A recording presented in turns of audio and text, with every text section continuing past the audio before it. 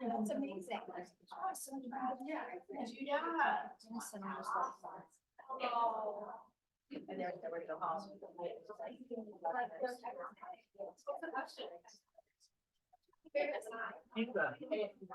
You got three-way and mac and cheese. I feel like Skyrim. What's wrong? I guess mac and cheese. Yeah, I think that is a culinary genius. Yeah, that is kind of. I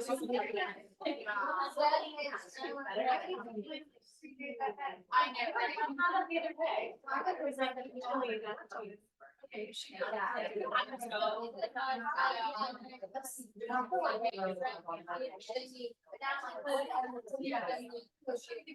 you know why? I just. Oh, that was missing so bad. It's very. Use of- Literally.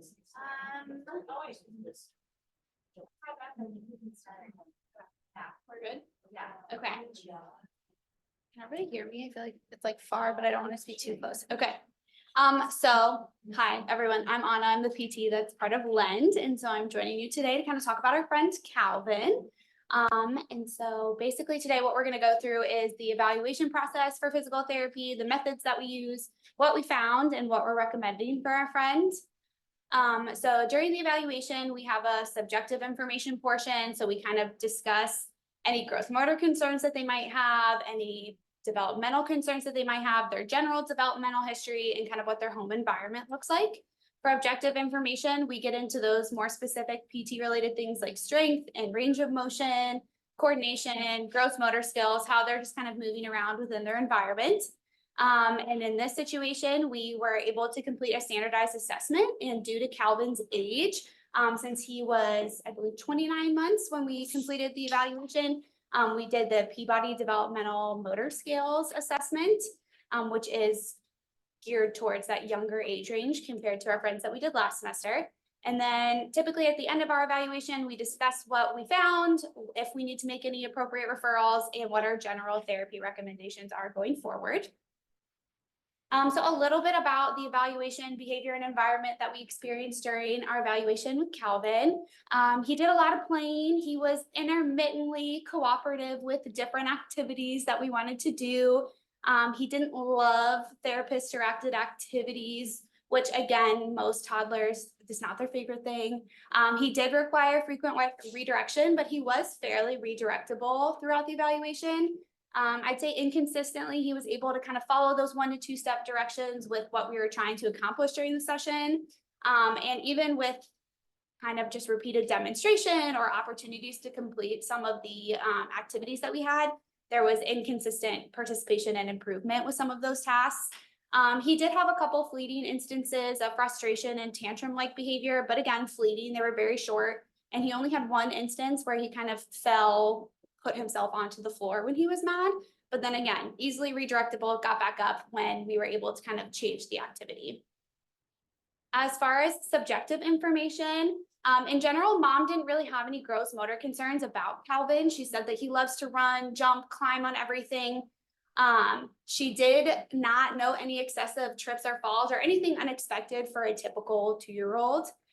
She does note that he is always walking on his tiptoes, but she did also share with us too that when he was wearing heavier shoes like a snow boot in the winter, she did notice that he wasn't on his toes as much, which from a PT perspective was reassuring kind of in our eyes too, because now we at least kind of have a general idea that if he is walking on his toes that much, at least we know he's not necessarily stuck in that position, like he is kind of able to bring those heels down.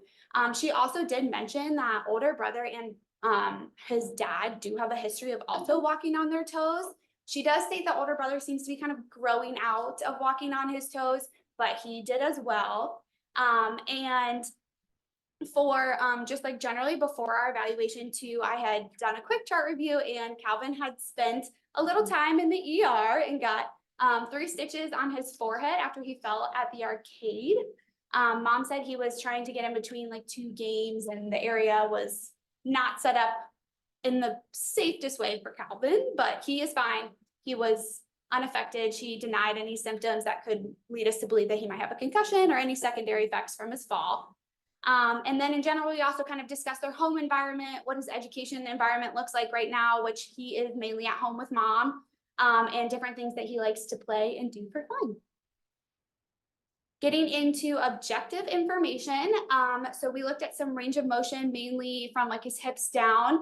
In general, it's within functional limits, but we did note that in his ankle, so both ankles, when we have him come out into a fully extended, so his legs all the way out straight, and we're trying to measure that range of motion for dorsiflexion, which is bringing your toes kind of up towards your nose.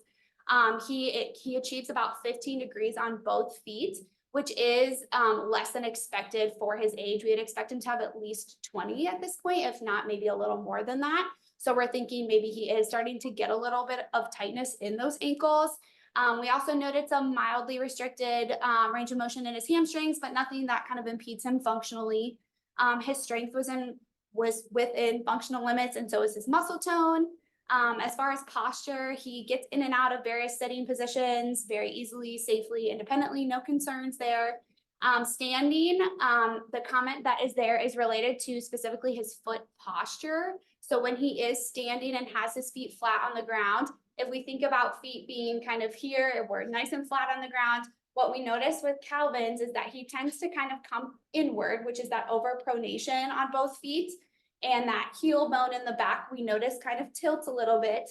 And his first toe almost comes in just a little bit more than we would expect. Again, it's not all of these are unexpected for someone who may prefer to walk on their toes and then is being asked to stand with their heels on the ground. But just some things that we noted. As far as additional objective information, so with functional mobility, he was able to transfer in and out of various positions easily, no concerns there. We'll get into his gait in a little bit when we talk about our observational gait scale. With stair climbing, his skills were not necessarily what we would expect for a 29-month-old. So typically at 2 years old, what we see when they're going up and down the stairs is that they're able to kind of go up and down the stairs with or without a railing, more commonly at least with a railing for safety. And they may choose to do like a foot over foot pattern or a step two. But what Calvin showed us within his evaluation was kind of a mix of skills. So when he was going up the stairs, he did about 1 to 2 steps where he did like a step over step and then a step two, and then he kind of transitioned to what we call creeping. So he's almost down on hands and knees. So he didn't finish those like last couple steps while ascending, how we would typically expect a 2-year-old to. And when he was coming down the steps, he utilizes a step 2 pattern. So he was leading with his right leg coming down the stairs and holding on to the railing. Overall, he was a little bit more unsteady coming down the stairs, which could just be age, the environment, and also it could be an indication that our thigh muscles maybe aren't necessarily as strong in that aspect. And as far as balance goes, we would say he's mildly decreased for age in his standing balance. He wasn't able to achieve or maintain single leg stance unless me or Courtney was kind of offering him a hand to hold. And while when we were asking him to kind of demonstrate single leg stance, that's what he chose to do. We did see functionally that he is able to have short moments of single leg stance, which would be observable when he's trying to kick a ball or going up and down the stairs. For coordination, mom said that he has started skipping at home, but he did not show us that in the evaluation. He is able to gallop short distances, like about 5 feet is what he showed us within the evaluation. And for gross motor skills, he was able to show us that he's able to jump up, forward, and down. He also showed us how he plays with the ball. The only things that we noted in these areas is that overall, he doesn't jump up, forward, or necessarily like down for what we would expect at his age. And for ball skills, he was able to kind of interact with the ball, was not necessarily very engaged with playing reciprocal play. So kind of giving us that opportunity to watch how he throws and catches it, because he was more interested in kind of where he wanted to throw the ball or if he wanted to play with the ball at all. And so going into the gait, so this is the observational gait scale, which we typically use in all of our physical therapy evaluations, where we just kind of take a look at how they're walking. and it provides just objective information that we can use if we're trying to measure progress or seeing if we're kind of improving those gait mechanics. So in general, the main things to take away from this is that when he is walking, we are not having any moments of heel contact on the ground. Most commonly, he's most commonly like on his forefoot or up on his toes. So he doesn't have a great heel strike moment commonly unless he's asked to, or per mom's report, he's wearing a heavier shoe that kind of prevents him from doing that. And then for standardized assessment, like I mentioned earlier, we did the Peabody Developmental Motor Scales Assessment. And so we use this to measure his current motor abilities that typically develop early in life. And it kind of gives us an estimate of his motor abilities compared to same age peers. And it kind of allows us to also then observe some disparities or differences between fine and gross motor abilities. And in general, for this assessment, the areas that you can assess are reflexes, stationary, locomotion, object manipulation, grasping, and visual motor integration. From a physical therapy standpoint, we typically look at stationary, locomotion, and object manipulation. For reflexes, that's typically in younger individuals, more in infancy. Oh, sorry, Marta, I just said that you wanted to join Zoom.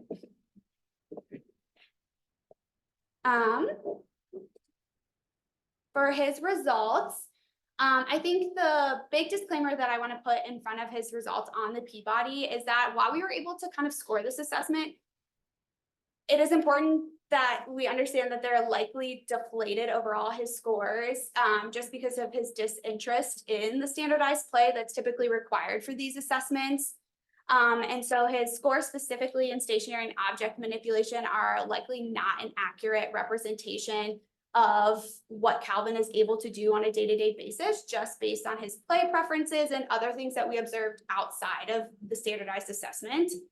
But in general, if we look at the bottom part of this chart, so in his gross motor skills, this is kind of like the overall, what we look at for his gross motor abilities.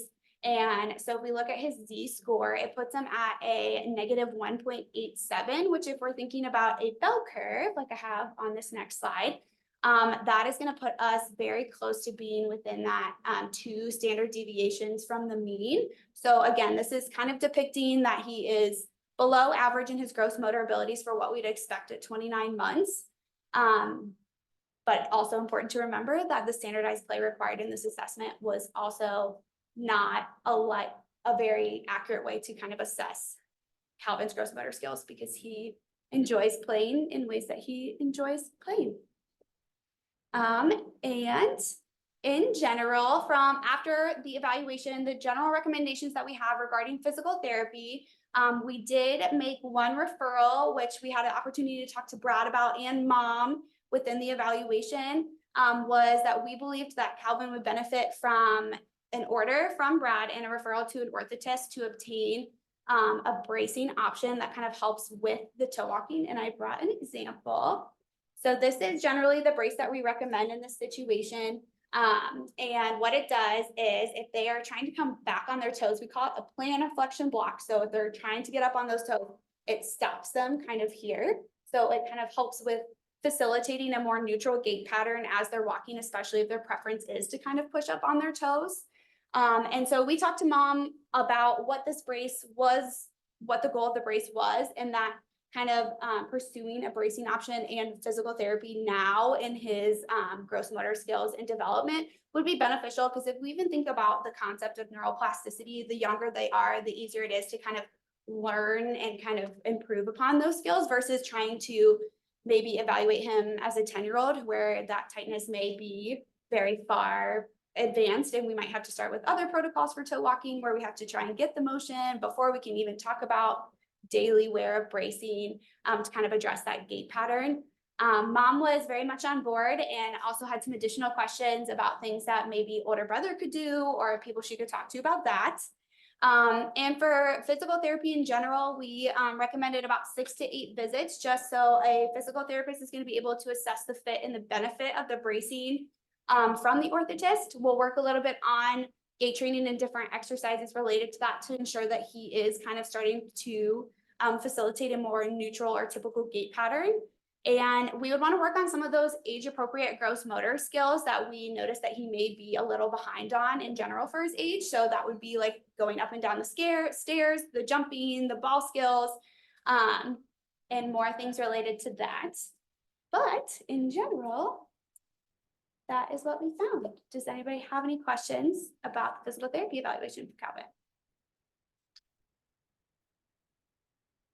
And mom has already kind of been in contact with the orthotist, and we reached out and kind of got that all set up for her as well.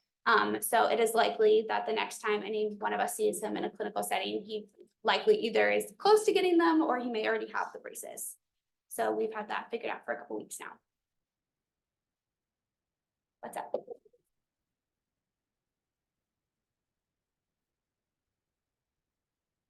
Just like generally, I feel like I don't know a ton about orthotics. Like, how often does he have to wear them? Like, what is that device? Like, what is the incorporation into his daily life actually look like? Yeah, great question.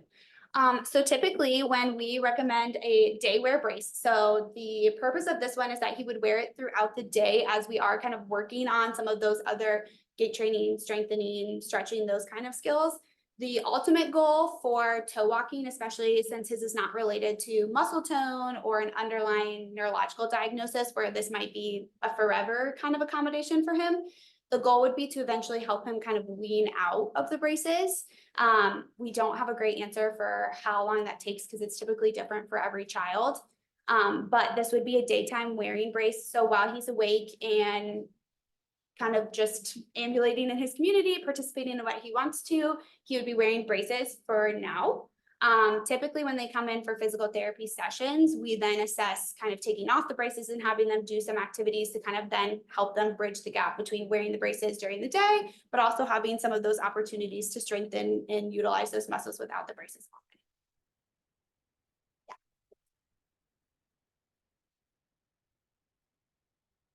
Okay, staying with the braces, Mhm. Sally and I had this conversation once before too. Did you help to guide mom into what kind of shoes? Because shoes are really tricky. I think he was wearing Crocs when we looked Yeah. at him. Yeah. And you cannot wear Crocs with those braces. Yeah. And shoes are challenging. I mean, I think there's more options now, but did you walk her through like what she needs to do? Because there's more to it than the brace. Yes, yeah. So we did, which thing about the Crocs? They shouldn't wear Crocs anyway. Yes, Right. yes, that in general, Unless you're we should wear a more supportive shoe. But Although I would say I do put Crocs on braces. yes, Do you when wear over braces for summer? Sally has determined that, yes. What you told family before they get their braces, in the meantime, would you tell them about Crocs? That in general, I would recommend switching to a tennis shoe when Yeah. he's like moving around in his environment and having a more supportive shoe option. If we're gonna wear the Crocs, I feel like I typically tell families, I can't remember if I told Calvin's family this, if you're gonna wear them, it's more of like a inside like house shoe maybe, but if we're doing like real activities or kind of playing around, it's more beneficial to have a shoe that has more rigid support, especially when it comes to bracing. And for him, at minimum, put the. Oh, put the strap on the back. He was wearing his like strap of the Croc at the front. I can't say that he would tolerate that super well, but we'll see. But yes, in general, we recommend kind of a tennis shoe. We did talk through that typically when we're buying a tennis shoe, you have to think about sizing. You have to typically size up at least a size, if not two, to kind of accommodate for that brace within the shoe. And so sometimes initially too, children will have some difficulties, or you might notice some more clumsiness initially, just with like, as they're getting used to the weight of the brace and a bigger shoe, that their gait pattern does look a little bit different than maybe you're used to seeing initially. No, yeah, she shouldn't be surprised, hopefully. We did talk about it, yes.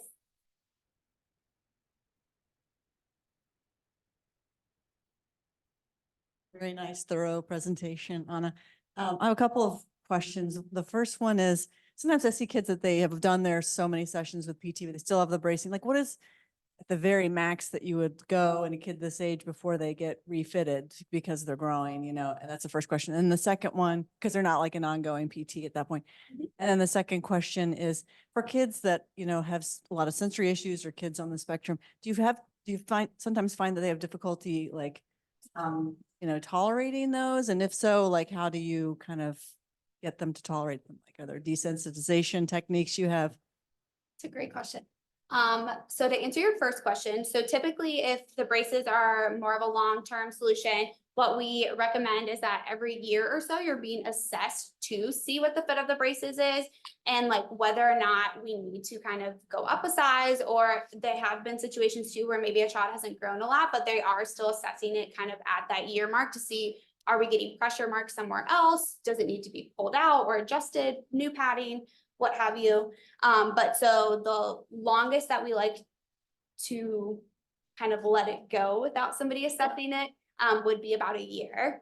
And then typically, I believe that's also when insurance would not necessarily kind of fight back about paying for it either. And then as far as the sensory question, that's a great question. I personally haven't had an experience where I've had a kid not necessarily tolerate the braces. But if Courtney and Sally have a comment about it, I haven't had an issue with them not wearing it before. No worries. It is a really good question. My experience with children with autism is that they hate the casting process itself. I have to put a cast on for about 15 minutes and take it off to send the mold off. But once we get the brace, they love routine. So they are some of my best patients for wearing a brace every day. And they also, it evens out the pressure and tactile input they're getting throughout the day. So it mutes all of that. So I think they actually like that piece. Now, if the brace doesn't fit well and they're getting a blister or they haven't been put in a good neutral position, that's a whole nother thing. Now, kiddos with cerebral palsy are fine with the casting, but because of their muscle tone and some of the foot and ankle abnormalities, sometimes don't tolerate the braces as well. Does that help? Yeah. Do you want to ask? No, I was just gonna say. Just because I'm thinking of the people that you might see. The people that you might see more frequently or when they're off from PT, if they are younger, like 2 or 3, I would probably not let them go a year in their braces without seeing us if they're little. Just because they do tend to outgrow them. I would say in a little kiddo, if it lasts a year, we're excited and happy about it, but we might want to get eyes on it. But the other things you would ask, just if they're having like any redness or blisters, or you look at them and you're like, those look pretty short, go see your PT, those kinds of things.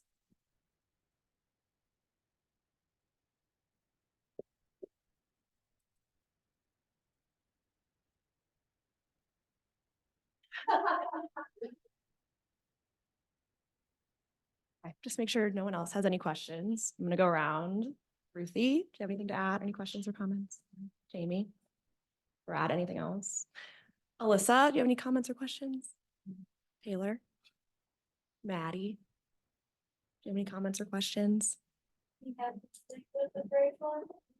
Maddie is wondering, does he have to sleep with the brace on? That's a great question, Maddie. In this brace specifically, no, he does not have to sleep in it.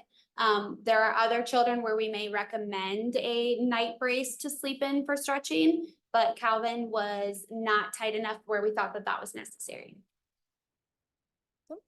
Julie? Is there anyone on Zoom? Yes, Simon. Simon, do you have any comments or questions?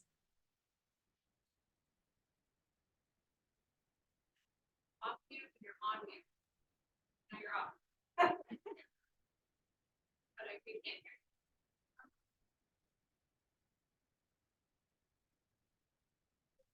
Yeah, Simon, if you Hear me? Oh, no, again. Okay, cool. Sorry, I had my headset in, but I guess my mic wasn't working. I didn't have anything to add. I just thought it was a good presentation. Thanks, Anna. Yeah, thank you. Thank you.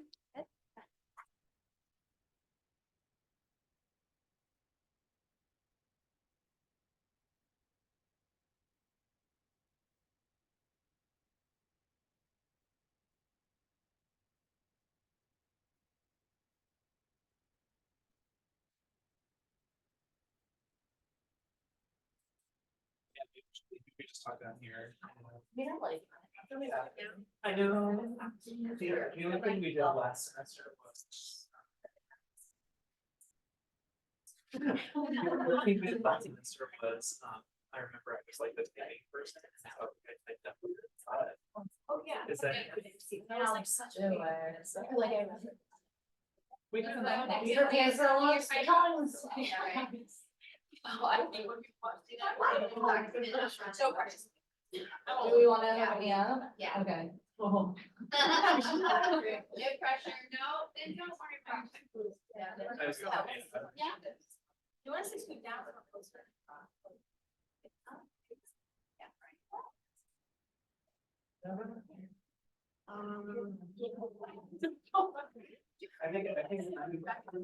You can just sit up here.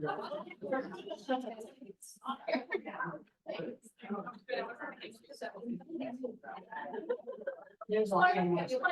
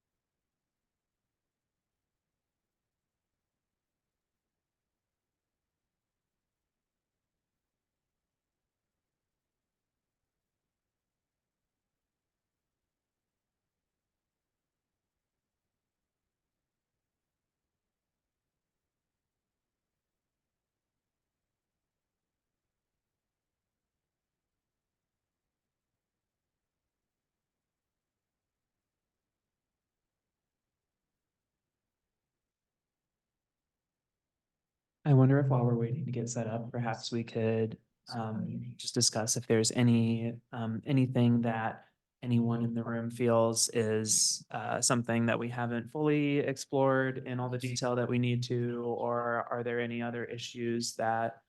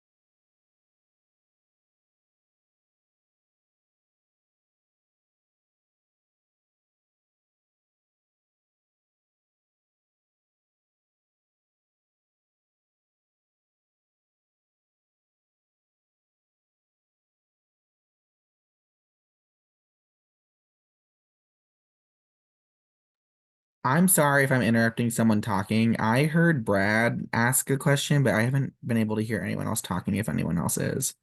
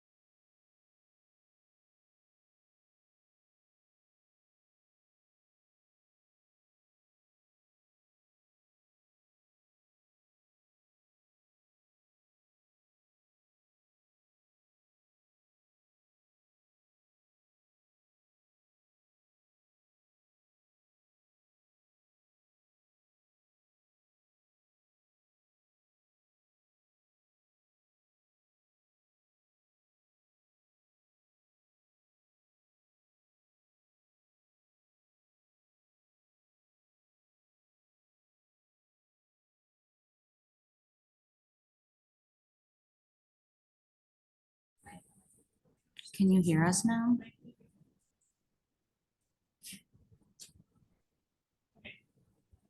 I'll put the answer. I opened the register. He was diagnosed with ADHD at Children's Center for ADHD for BMC. 22. I can hear you now. Yay! Sorry. Assuming this fine, I would work in school, right?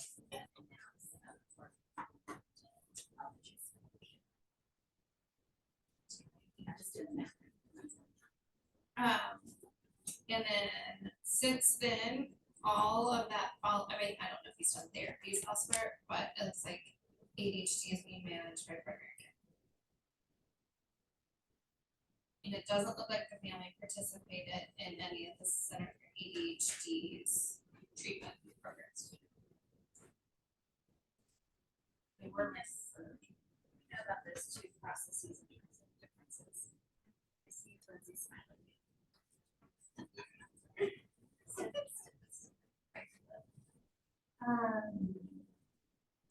I would say they look really different, and that the Center for ADHD relies pretty heavily on parent and teacher report measures, but not a lot of direct structured assessment with the child. A lot of checklists. I'm trying. I think the other thing that's very different is that our process from a psychological perspective, I can say, we at least look at what, if it's not this particular thing, what else could it be? Very much at the ADHD centers, if it's ADHD, we call it, if it's not, we don't call it, but we don't call whatever else it could be. So even if this child has like all the autism signs in the world, they're not gonna say he has autism because they were asked to say, does he have ADHD or not? That's it. Psychologist. And they may not have interacted with him. Exactly. Would they refer them then to you guys? No, not necessarily. They're just looking at, they're not even looking for school services. They're not at all. That's not what they're doing. They're looking to see if a child meets diagnostic criteria for ADHD. Jen can speak to that. She did research. Like it's very, yeah, there's a. Oh.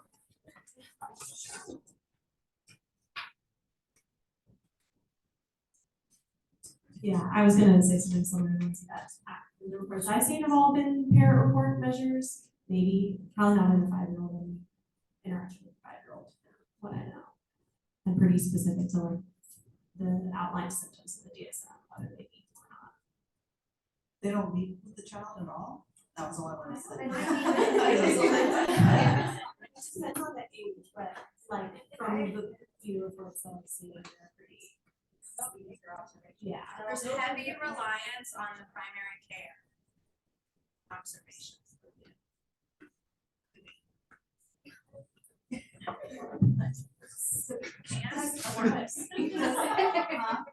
And it works.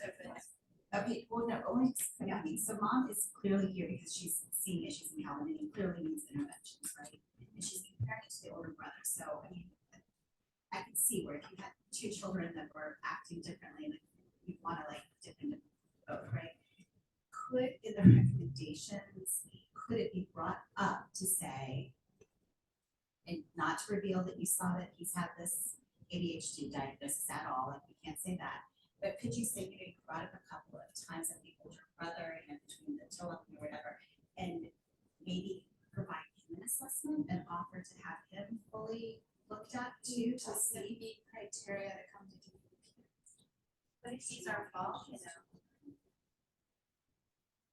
Do we want to I'm put? just saying, because maybe that's not the right diagnosis for him. I'm a little concerned about like mom with that though.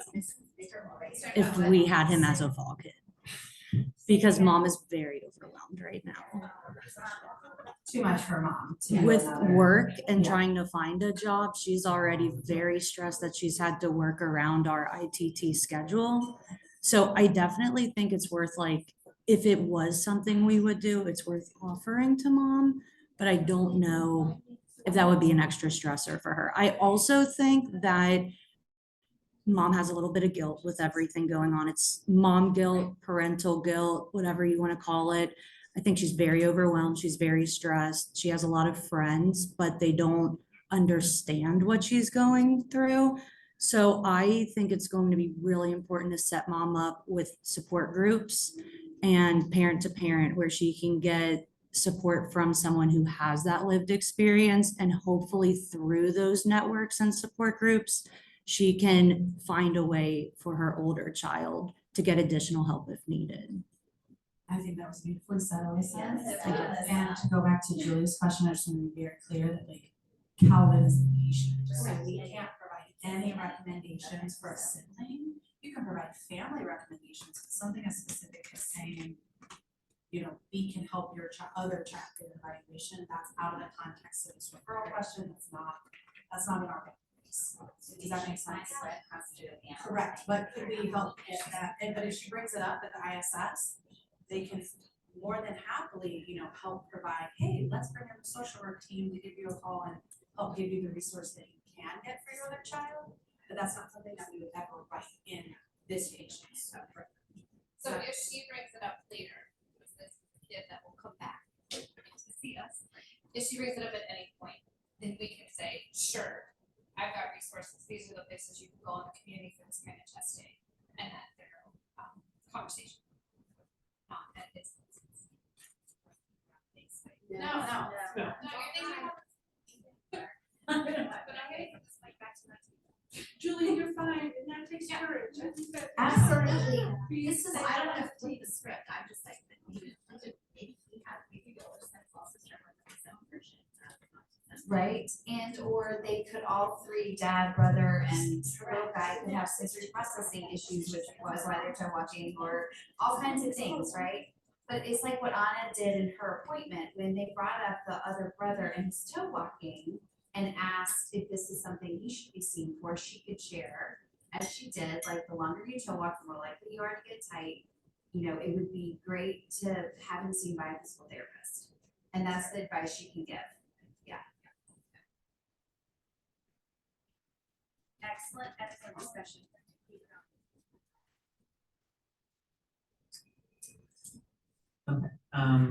So we discussed autism spectrum disorder, we discussed mixed receptive expressive language disorder, other diagnoses that. We don't diagnose by any means, but the codes that I used in eval were sensory processing difficulty, Decreased activities of daily living. It's based on assessments, so.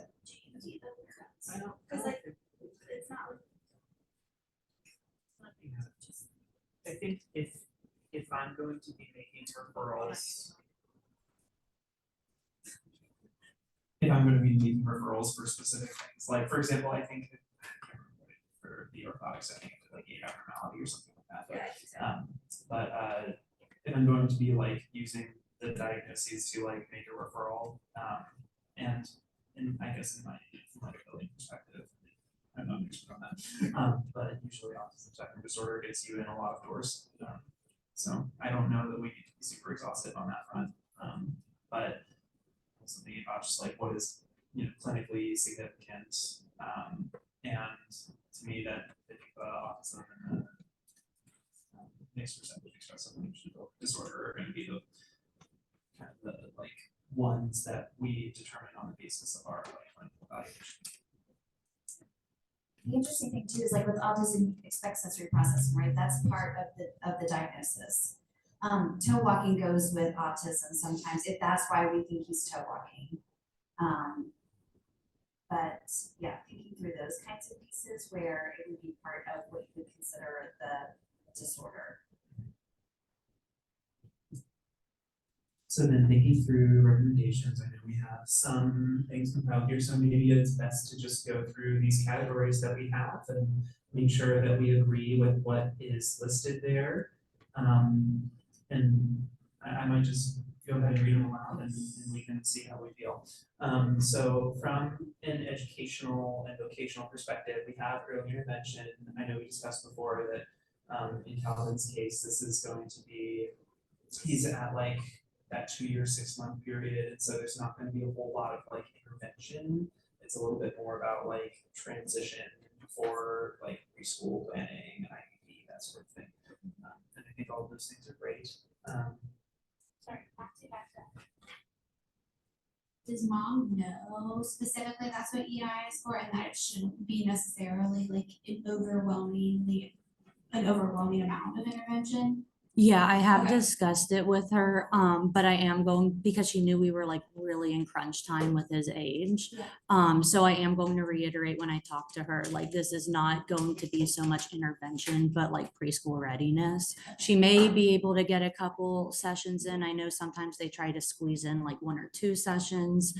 But that's gonna be at the discretion of whatever specialist she gets through Help Me Grow. Okay. I just didn't know if that would help ease her stress, if that like she didn't want a bunch of people coming in to do interventions throughout the week. Yeah, and we definitely, like, we talked about, like, are you worried about people coming into your home? Is there, you know, some people get worried, like, my house is a mess, I don't want people coming in. So we definitely discussed those as well, and none of that was an issue for her.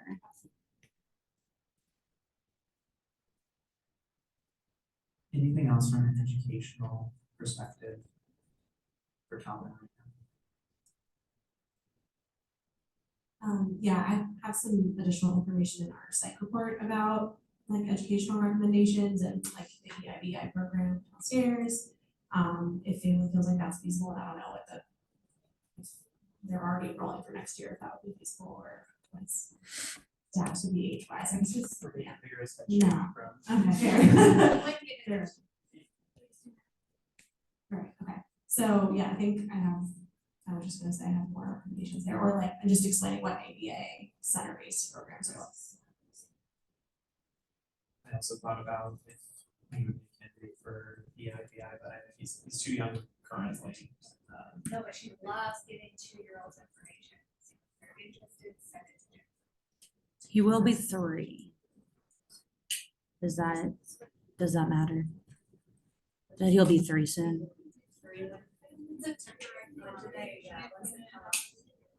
So like we would be thinking, yeah.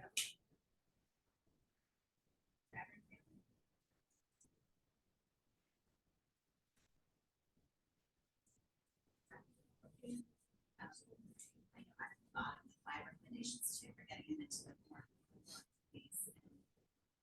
I would almost, Alyssa, kind of bump that up to more educational. It's not like a structured educational, but just getting him into those groups with his peers, I think would fit into like educational, vocational, rather than getting him comfortable being what's their age. Do we want to use this as ideas? Do you want me to highlight what we decide on in a different color? Does that make sense? I think that falls under social skills. You know what I mean? Like about what you're saying.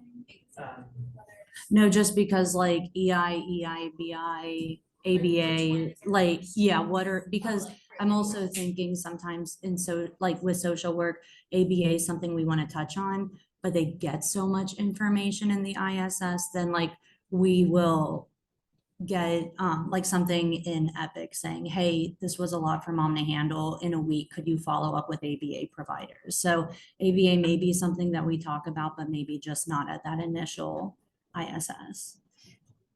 So I wasn't sure if we want to keep this all under recommendations and then maybe like I highlight yellow, like this is what we're going to talk about in the actual ISS.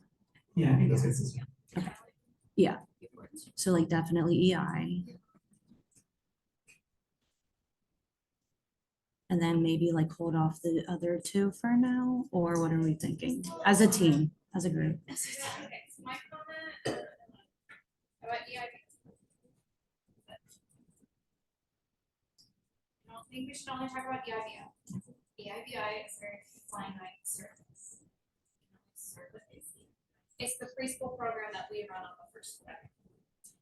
So first you can get on the wait list, get JDS, write your information, but you need to get in, you need preschool evaluation, you need to be able to access the Ohio Autism Scholarship, you're gonna need to pay $30,000.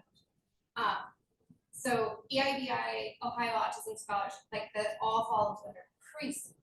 That's the preschool program. Not just. Yeah. Okay. concerning.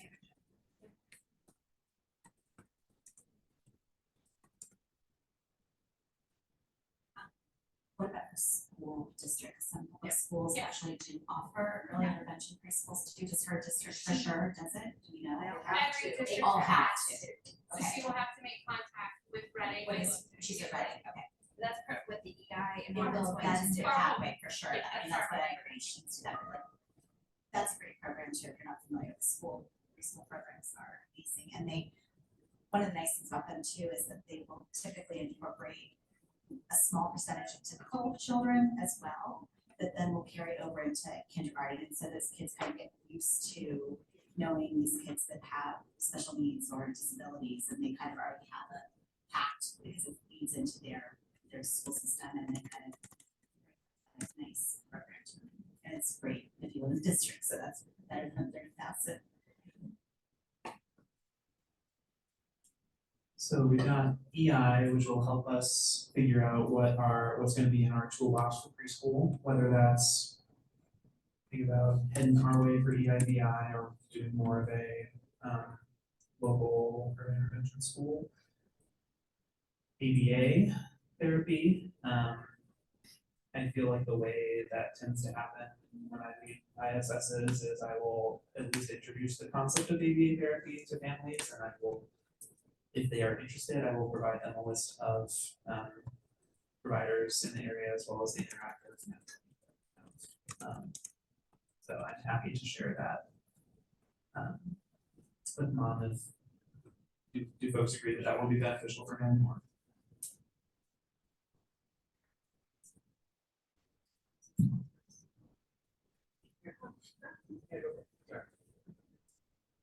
Yeah, I think that sounds great, just introducing that concept, just like principles and how that could be incorporated into a specific preschool program or just behavior in general.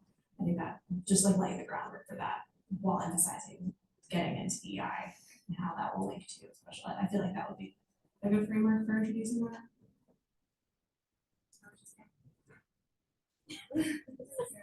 Very top, there's this totally switch. I was just gonna say that if they're interested with something like time plays a factor, he would be perfect for bridge. So that would not be 30 hours a year. It's autism specific school. Their insurance would work with it, so if they're interested, bridge would be a good option. My understanding is that it's kind of like an intro ABA. Oftentimes it's while they're on the wait list for other more intensive ABA programs. It's kind of like an intro to discrete tribal training or like the basic foundations of ABA, reinforcement, and there's some parent involvement and homework involved, but it's here. And it's just once a week, an hour a week. Maybe we'll be a telemedicine. Great way to pick up some new skills and not commit to an intense ABA program. But with the option of pursuing one if it's like, wow, this is fantastic, let's keep going. Set interval social work talks to you all about what the options are. But what's not the ethical age? I don't know the ages. Underage referral.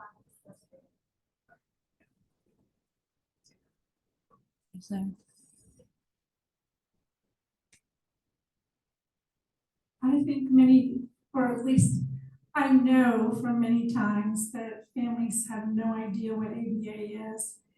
And it's a hard concept sometimes to describe to them.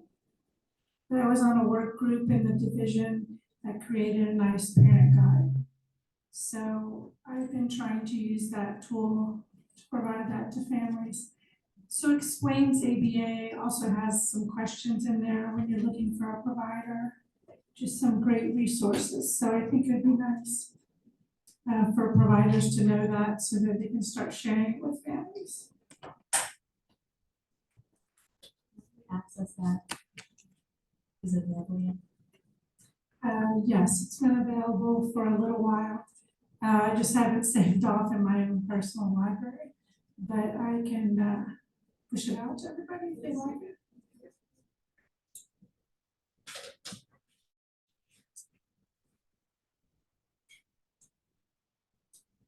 Any other discussion on education.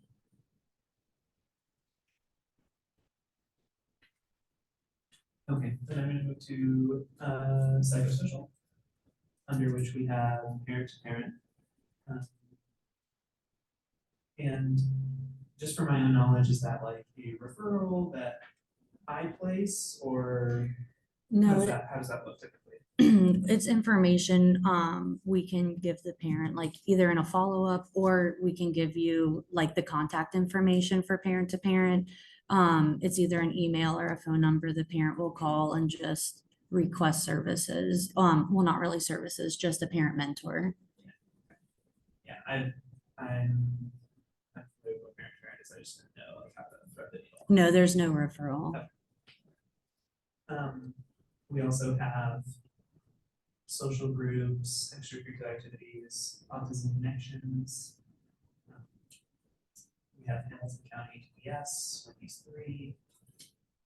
And then we talked about social activities in the community, story time, other appropriate activities. Any additions or clarifications to this portion? The only clarification I want to make is Autism Connections. They're an agency, a local agency here, and they are able to, they do social groups, and they do extracurricular activities for kids diagnosed with autism. So that's a specific agency that Mom and Calvin will be able to benefit from regarding some of the social issues that we're concerned about. And that's also not a referral, that's just giving Mom the information. They have a Facebook page and they'll update when they're doing outings and stuff. Do they include families, or is it just like Mom and Calvin, or could this be an opportunity to where her husband and the older brother, like they're all there to kind of see the bigger world of autism? Like, is it family centered? It's very family centered, yeah. So that might be- Yeah. I think they.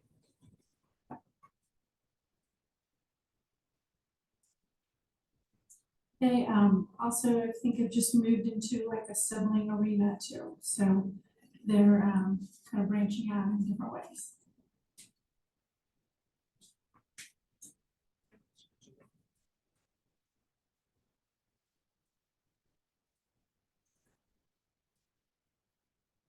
So Julie, on your recommendations there, and just considering that she's a mom full of guilt, like, would you give those to her?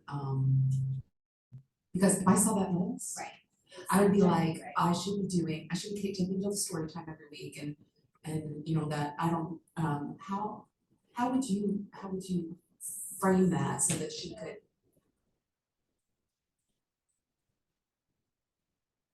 I think I would just, because one of the complaints that I heard her say was that the neighborhood kids, there aren't any 2-year-olds, and the big kids won't play with them.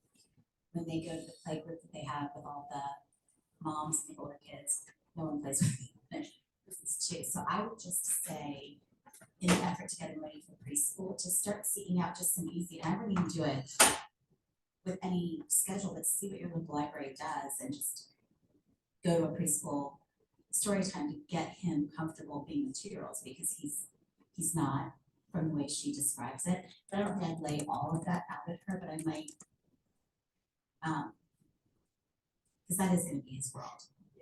2 and 3s, and not like video games. I think the brother plays a ton of video games, and that's not like, they're not the same games. And the husband, I think, plays with the son too, but like that's not a 2-year-old, you know, like that's what I would just say, or like a swim lesson even, or something at the Y, just to try to start to get him into that world where he's with his peers, because he's home with Mom.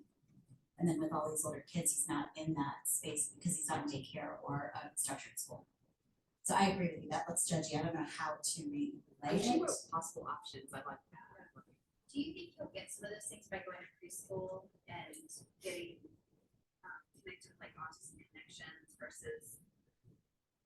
Yeah, I guess when I did mine, I was looking for like the free and easy stuff, right? And Autism Connections is great, but I know like for me, I didn't really want to jump into a world. My world at the time was muscular dystrophy, which isn't the same world, but like I didn't really want to do that. Like it seemed overwhelming to hear everybody else's stories and to see how all these other kids were developing, it's a little scary to me. I wanted to go to my library and take a swim lesson. I think what's not available that I know we need to get to become available is all of the sensory friendly options that, you know, Jen kind of oversees so much of that, and we don't have like a one-stop shop website. However, the Autism Connections website is connected to ours for the community activities. So if it's on our outreach calendar, it's also connected to Autism Connections outreach calendar. So like sensory friendly children's theater performances, those are gonna be there. So maybe even just like couching it as all of those things in the community that are focused on preschool age can be found and could be helpful. But that's a one place that you can see what's available that could be low cost or lower stress than just taking your whole family somewhere. Yeah, sensory friendly movies, that kind of stuff. All that's, from my understanding, the best place that you can get it is on the Autism Connections calendar. Yeah, it's great.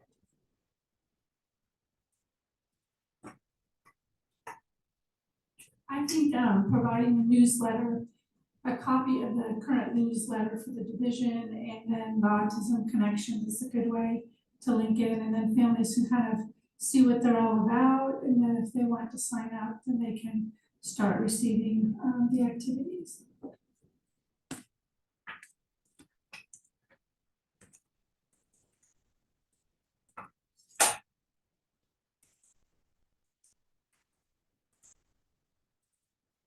Okay, so other thoughts? Ms. Rowe?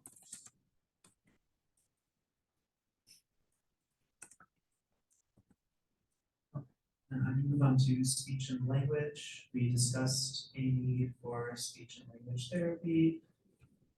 Further evaluation needed. I recall that certain parts of the evaluation were more challenging to complete for Calvin. They can do that in your intervention, like diagnostic therapy. Okay, so from that perspective, that could be like a treatment only referral with the appropriate. What about like some more discussion about outpatient versus preschool based? Yeah. Writing some more information that you can get in both places and these things. Yeah. Yeah, he's not, if he gets speech at school, doesn't mean that he can't seek other sources. Right. You know, at school too. We need to get all of those things at preschool and double dip between preschool and private. Just depends on how involved he is. Right. Yeah. What he needs to evaluation. Yeah. That'll be a question that evolves as he turns 3 and gets his AP evaluation and all that stuff squared away. This kind of goes back to what we were talking about in the last recommendation, but this might also not be something we need to mention in the ISS, but just something for mom for the future is the interactions group. It's like a psychologist and a speech therapist, and it's kiddos around his age. I think it like maxes out at 4 with autism or developmental delay, and so it might be a little bit more like a structured, tailored program to help mom with some behavioral strategies, let mom get to know their families, but then also like give them a little dose of speech therapy and play and interaction as well. Yeah. Alyssa, I think that giving mom like a bunch of those flyers in the notebook, I think she would love it because I think she is. You and I have talked before about our interactions with her. She wants all the information and she wants to be able to like, I mean, even what you were talking about with the tele, like just to get some tips or something, because she's got all the toys at home to play, but maybe understand how to utilize them to the best of her ability so that she's getting the most out of it. But I think she's gonna wanna like digest it all herself, so rather having it all sent to her, because I think she kind of shuts down and gets kind of like just real chatty and stuff. But to have that resource and let her know you get to take that, I think is gonna be super powerful, and to show like the tap theater options and to show her like what you can do in the community, because I just think she's overwhelmed right now. And the older son, I still think that's hard in the house, and then, but yeah, no, I think that would be great to give her as much interactions, telehealth, like throw it all at her and let her figure out what she can do.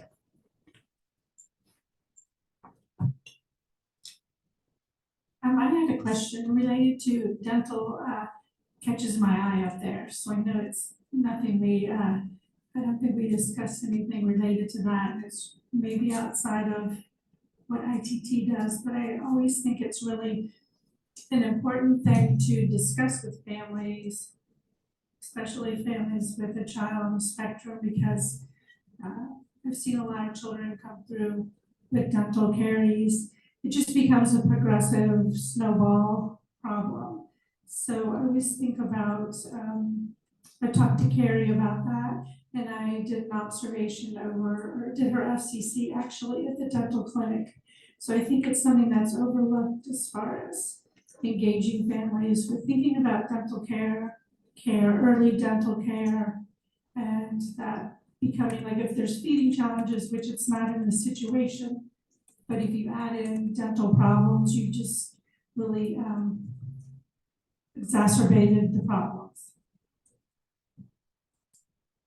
I know we have resources where we have like a list of dentists in the area that we know are comfortable seeing kids with like developmental disabilities or sensory issues or those sorts of things. And then it becomes clear that like community dentistry is not going to be for him, then we would move our referral to like hospital dentistry here to consider like examinations or other procedures to be done in stations. Yeah, I was thinking of it more like proactively. So Carrie and I have talked about like ways to kind of, think about that or because I just, I think it's with all of that you have to work with, it gets lost in the mix and things sometimes. So it becomes very competitive. I think the other thing in addition to like good, preventative dental care is like working with OT on that could be something like some of like defensiveness around the mouth for some kids with autism, or not like wanting to brush their teeth or trying to like at a very young age introduce ways to kind of get used to that and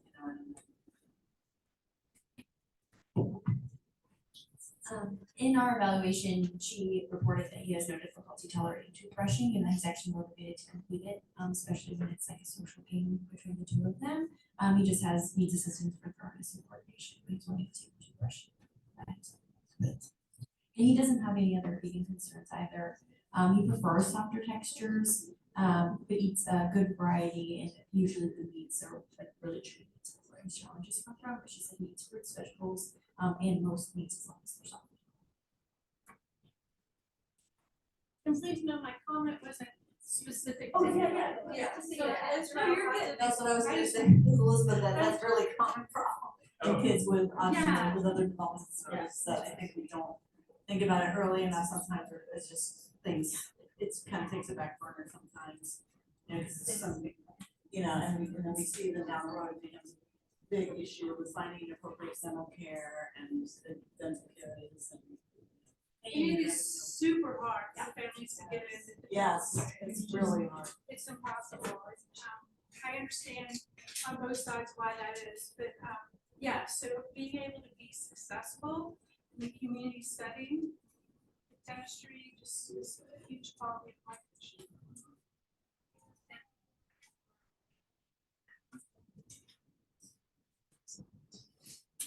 Can we go back and talk about the audiology and the genetic recommendations on there?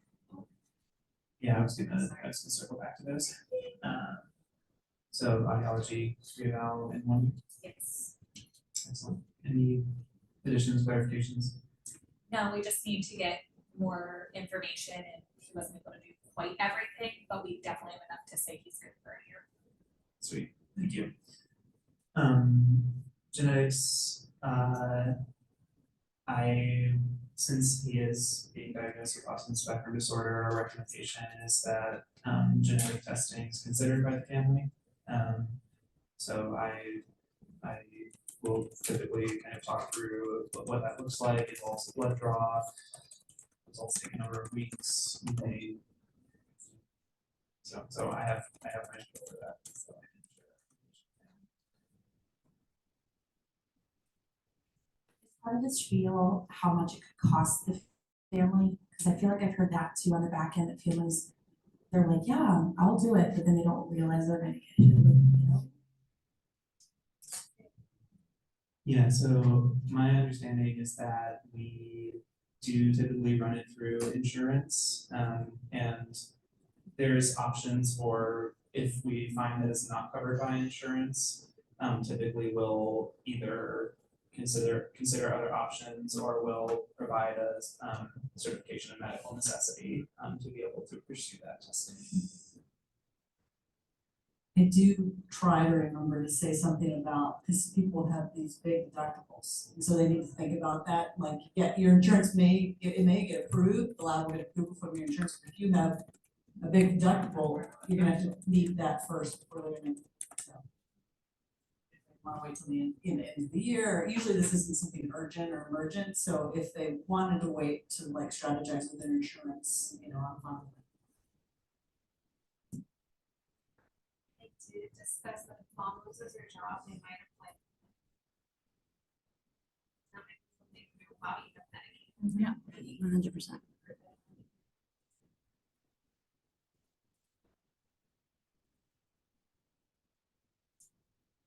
Other thoughts on that front?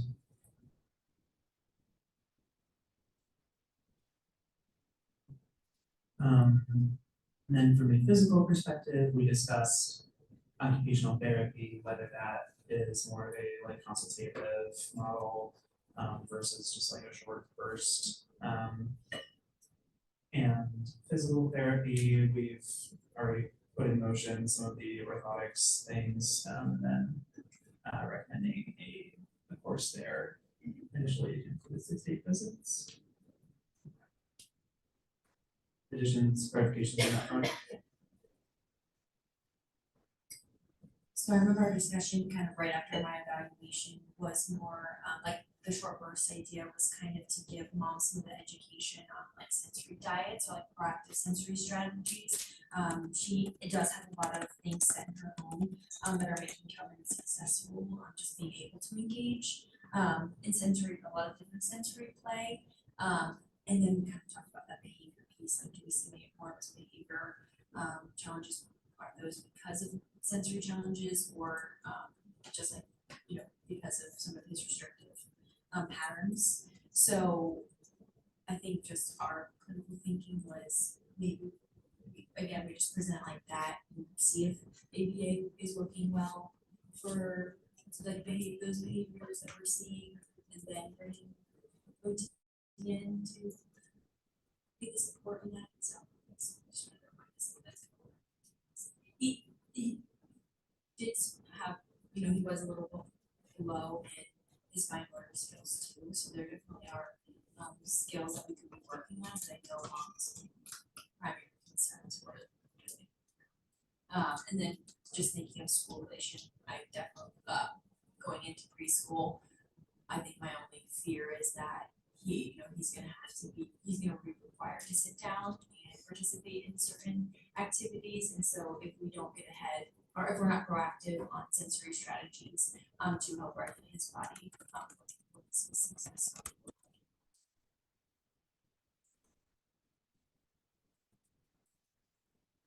That's helpful for me when I'm talking about it, so thinking about OT primarily through like a sensory and like bodily behavioral like regulation, like being able to literally sit and like do something for a little while.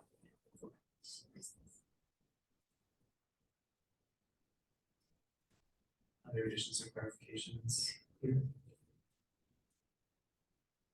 Okay.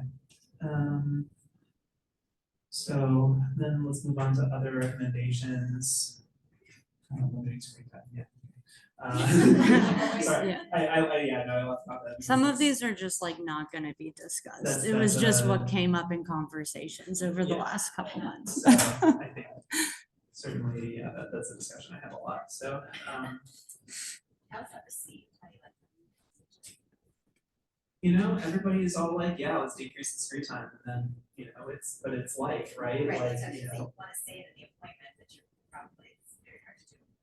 Yeah, I mean, it's easy, with any number of the things that I say during an appointment, it's easy for me to say, it's a lot harder to do it. I think increased time with peers we've covered to some extent with our discussion about autism connections.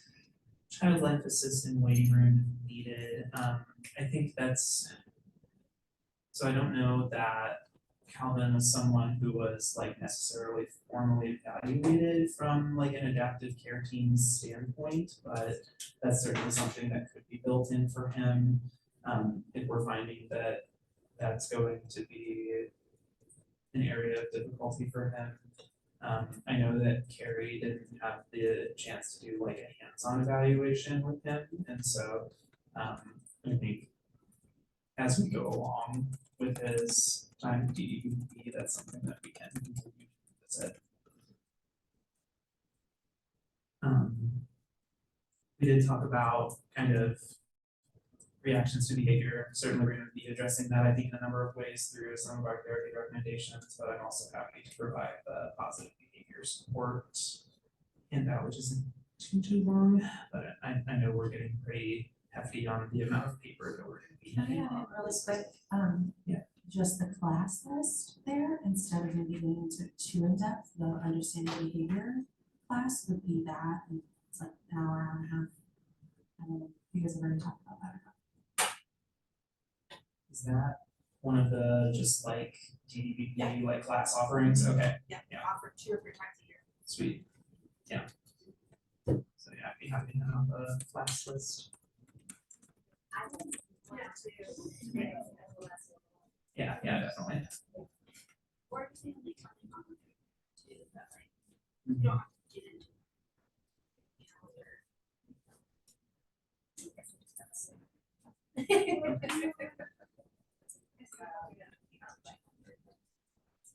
Oh, nice. Okay, yes. So we're saying with that, some of those classes are also part of the DEP outreach calendar that would have access to their office.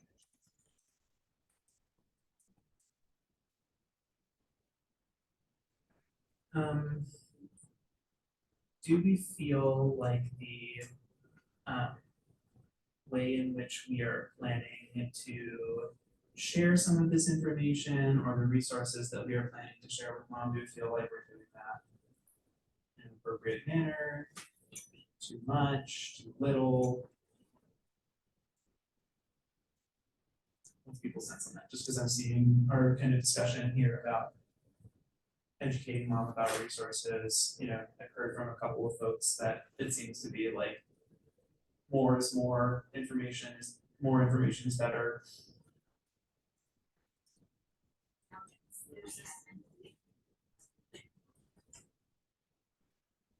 So when you do the binder, the connect like the Play-Doh and the step works and series there, the tab just be like fun. Like, we'll make like just literally like just make it like fun and have like the calendar. Like this mom is like,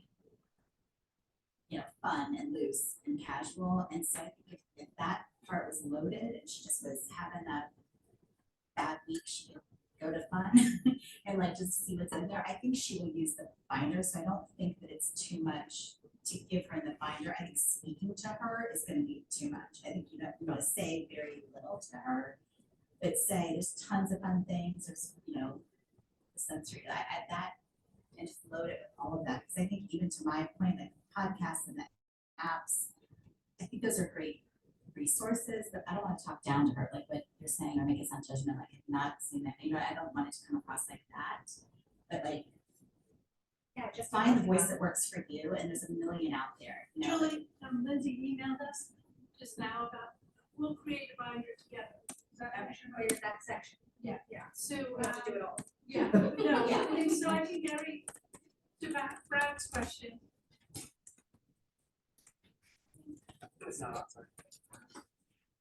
Good format is to make the binder where it isn't overwhelming. So having the sections.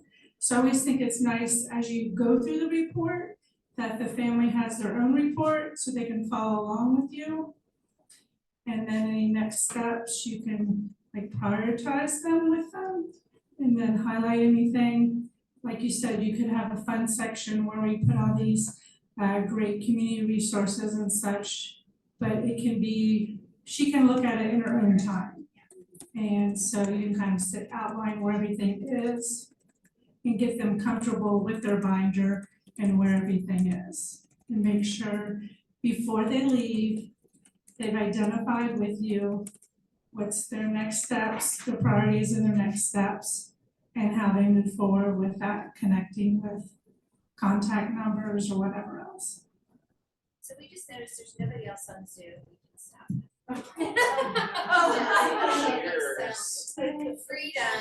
Oh, okay.